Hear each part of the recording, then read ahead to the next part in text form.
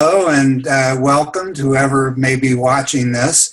My name is Ron Glass and I'm the director of the University of California Center for Collaborative Research for an Equitable California. And I'm here talking today with Joyce King, who is at Georgia State University, and Shiva Sabati, who is at the University of California, Santa Cruz. And we are representing a larger group that has been involved in the conversation about the ethics of collaborative research. And the other members of our group who will not be on this call but who have been part of the conversation are Jennifer Morton from City College of New York, Ann Newman from Stanford University, Eve Tuck, who will soon be at the University of Toronto, the Ontario Institute for Studies in Education, Troy Richardson at Cornell University, Michelle Moses at the University of Colorado in Boulder, and Patricia Kruger-Henney at the University of Massachusetts in Boston. This group has been discussing these ethical issues for quite a while. And what we're going to be sharing with you today is a visualization of our discussions at a meeting of the Urban Research-Based Action Network, which was held at the University of Massachusetts in Boston on April 30th to May 1st. You should be able to see that visualization now. And what we're going to do, this visualization was drawn by Paul Kuttner at the University of Utah during our conversation. And Joyce and Shiva and I will talk you through some of what's represented here. We began as a group trying to identify what we thought of as the most significant ethical issues within collaborative community-engaged research, and quickly discovered that this wasn't a simple project. Even though collaborative modes of research are often understood as a kind of ethical correction to traditional research approaches in the social sciences, they are themselves not free of ethical tensions. And in fact, they illuminate the ethical dimensions of all modes of research, even as they aim to disrupt the status quo and disrupt the assumptions in research, both at the theoretical level and at the level of practice. So rather than resolving these complexities or even attempting to resolve them, our group wanted to surface different salient questions and contribute really more a set of questions and perspectives and sets of issues to the other people who were attending the conference. And what we're going to do today is to highlight some of the key points that we discussed at the urban convening, and some of which you see captured in this visualization. And we'll start up at the top left corner and move around the visualization clockwise, touching on the 4 domains that you see highlighted in the green there. And Dr. King, would you begin by sharing some of our thinking around foundational questions on ethics and epistemology? Yes, thank you, Ron. It was, first of all, a great gathering and really helped me in my thinking. On foundational questions, underneath the green writing, it says, on ethics and epistemology. And that's really when and where I enter. I'm going to share, as I often do, some personal engagement with this issue. And I can remember being a graduate student trying to figure out how to do research that was of service to my community and not feel as though I had been co-opted. And that has to do with questions of power and knowledge, which you also see on the visualization. So from issues of power, knowledge, co-optation to justice, the foundational questions have to do with whose epistemology. And we're often asked to just proceed without engaging that question, as if epistemology is a universal place, and wherever you stand is not to be questioned. So I think in this gathering and in the conversations that we experienced, we came at this from different perspectives, different standpoints, people doing different kinds of research, raising different kinds of questions on behalf of different communities. And for myself, questions of epistemology have to do with identity, have to do with race, have to do with history, and how research is going to be used on behalf of whom. Those are not often posed in the academy as essential questions or even starting places. And I can remember from the meeting going back to issues of where is the funding coming from. We see on the visualization a box that says harm, and this whole question of do no harm. Well, is that enough? Is it enough to just do no harm, or is there a positive benefit that we should be advancing? And that has to do with how we consider knowledge. What is the source of knowledge? Whose knowledge? And on behalf of whom? So we have a box here that says always a settler project. Decolonization is the next step. And for me, that has to do with decolonizing knowledge, undoing the link between knowledge, power, and institutional control, so much so that as we try to prepare graduate students or work collaboratively with community members, we have to constantly remind ourselves to renew our engagement with these questions. It isn't something that we sort of solve all for once and put it aside. It comes up daily in our choices of topics, in our relationships with others. And I'll just end by recalling an experience I had as an administrator at the University of New Orleans. I was Associate Vice Chancellor for Academic Affairs and Diversity Programs. And I think I'd been in town 1 or 2 days, and I was in the parking lot, and a colleague from the sociology department came by, and I said, "Oh, how are you? Where are you going?" And she said, "I'm going out to a neighborhood to have a meeting with some community folks." And I said, "Oh, could I go along?" And she said, "You want to go along?" And I said, "Yeah." She said, "But you're in the administration." I said, "But I want to go along." And it turned out to be most illuminating. We went to a housing project where there was a meeting with officials from HUD, from the government. And the community had gathered to say to the government, you will no longer be able to conduct research in this community without us. That was 1994. So I go back quite a few ways with these kinds of questions, foundational questions and experiences. And it was really gratifying to be with a group of people who were renewing these questions, sharing very poignant and real engagements with these questions. And I'll just stop there. Thank you so much. Eva, maybe you could share something from that next section of the graphic. Sure, thank you. Thank you, Dr. King, for sharing those insights and those stories. So I'm going to talk a little bit about the top right corner here, ethical practices of engagement.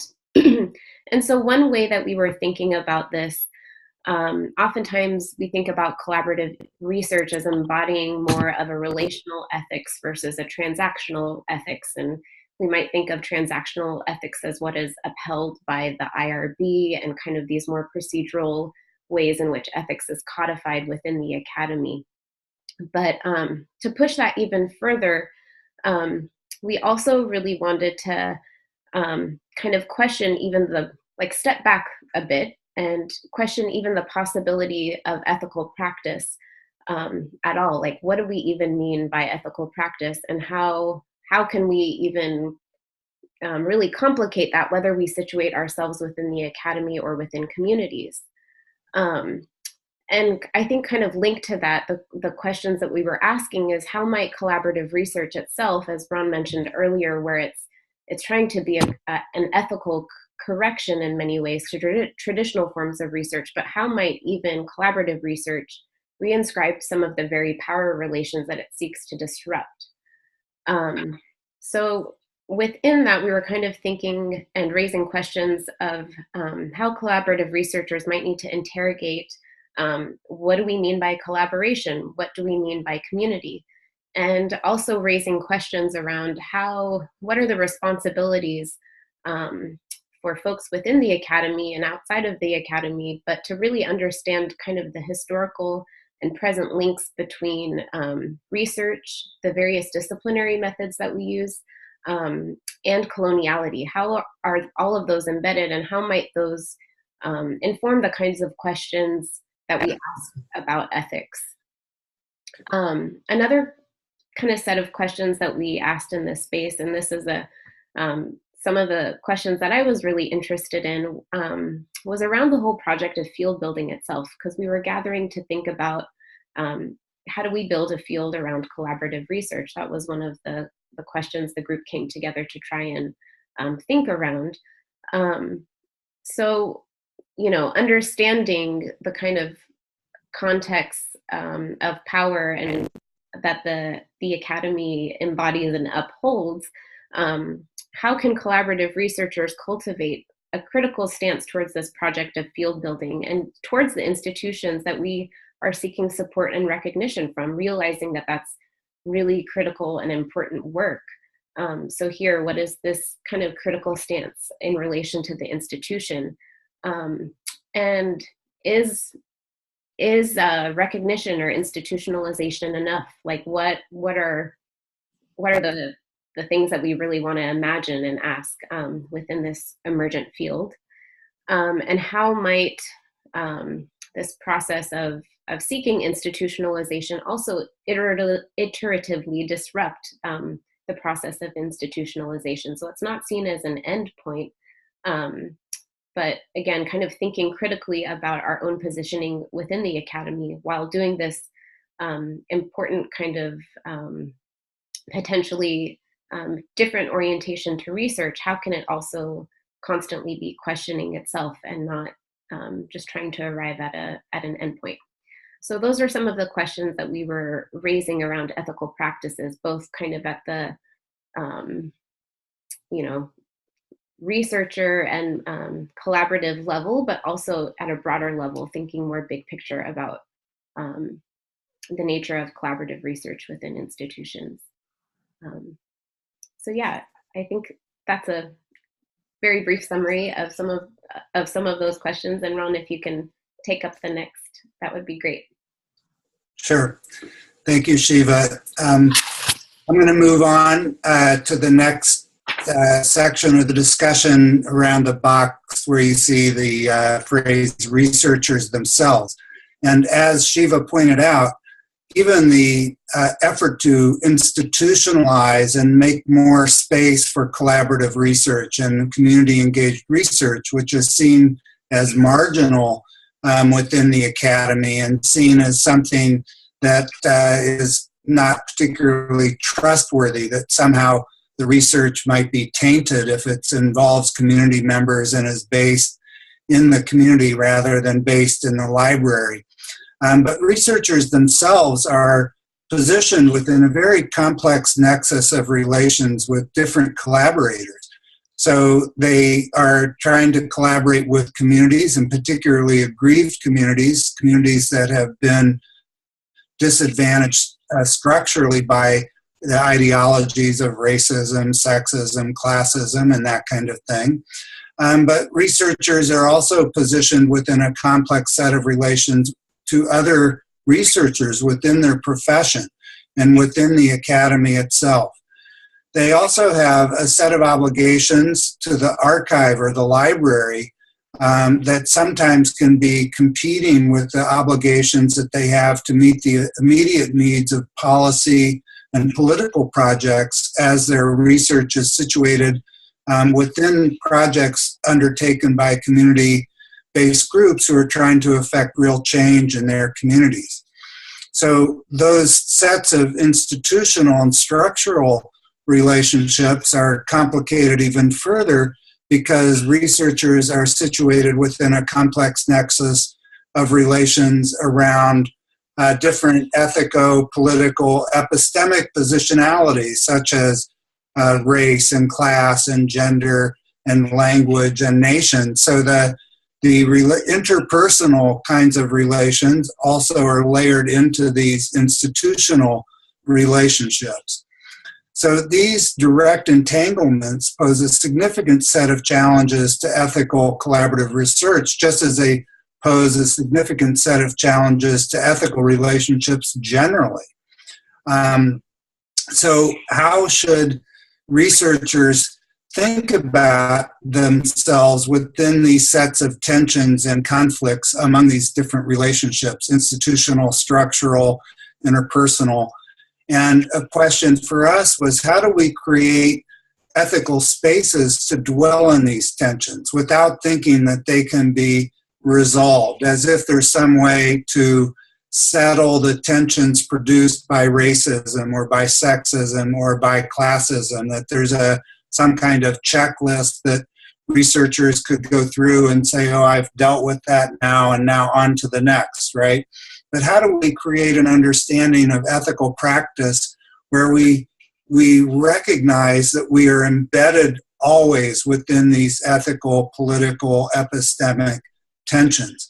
So as Joyce was pointing out with the notion of do no harm, which is the traditional approach, we reject that notion. And we were after a way of thinking about ethics where we could be aware of the harm that is always already being done in spite of our best intentions and in spite of our most enlightened practices. We are always already being ethically undermined, in a sense, by the current social and institutional and interpersonal context in which we find ourselves. So the challenge then is not to do no harm. And the challenge isn't even exactly to do less harm or to balance our harm with good. But the challenge is to become responsible to the harms that are happening and be responsible within this complex set of relationships. And in those ways, try to find a way that our work might better serve and enact justice. So Shiva, maybe you can use that as a way to transition into that next section of the graphic around political deployment. Yeah, that's great. Thank you, Ron. So here we're, again, trying to really think about the role of research in social change. So linking to that piece around responsibility. So I'll read a series of questions that we kind of asked in the space of the meeting to think about that. So what are the theories of change and social justice that are informing collaborative research? So how do we understand social justice, and how does that inform kind of the project or various projects that inform collaborative research? And in particular, what is the role of research and theory in these theories? So why do research? Is research necessary? Really asking that question and not assuming that research is necessarily what is always needed. And then other questions like, how does one differentiate research and advocacy in the politics of knowledge production and dissemination? This is another big critique within collaborative research, is kind of the blur between people's commitments and the so-called neutral knowledge production. So how are we also differentiating those things, and where are the intersections also important? And also, what does it mean to really have ethically grounded research that makes a difference? So I think that really loops back to what you were saying, Ron. how do we think about responsibility, and how do we think about responsible research? So, Dr. King, maybe you could kind of share a few words to close. Yeah, I was looking at the box political deployment. And as you and Ron were talking, I have this voice that, you know, the old commercials where you see the devil on one side and the angel on the other side of your shoulder. So I have a community angel on my shoulder that talks back to the devil of, you know, positivism and so-called objectivity. And really it embodies the experience I had as a person coming from an aggrieved community into the institution and constantly rejecting the socialization that would break my relationship with my community. So what I was thinking as you were talking about this question of advocacy versus research is my angel tells me that someone has defined what they do as research and what I do as advocacy. And that's the question of power. I don't see that there's any research that stands in some sort of neutral, untainted place that doesn't have within it, embedded, as Ron said, always already an advocacy position. It's just undeclared. Mm-hmm. So I think our ethical stance is to declare, to be open about what our interests are, and then to strive for knowledge that is more credible and more truthful, because more of the totality of interests have been revealed. And that's not to say that we can reach some sort of perfect place where that everything is revealed, but we're all constantly learning. We're all constantly in process of striving for betterment. And so the notion of political deployment, I would say we're all political. We're all implicated. And as one of my favorite writers, Barbara Christian, has said, all necks are on the line. So the politics of being ethical is just trying to be more human and to be more truthful. Thank you. Thank you, Joyce, and thank you, Shiva, for contributing to our little discussion today. And we hope that those who may watch this and listen to this join the discussion and become part of the Urban Network and share your thoughts and your feelings about what we've been talking about today. And we hope you too think about ways to make research make a difference. Thank you very much. Thank you, everyone. Thank you.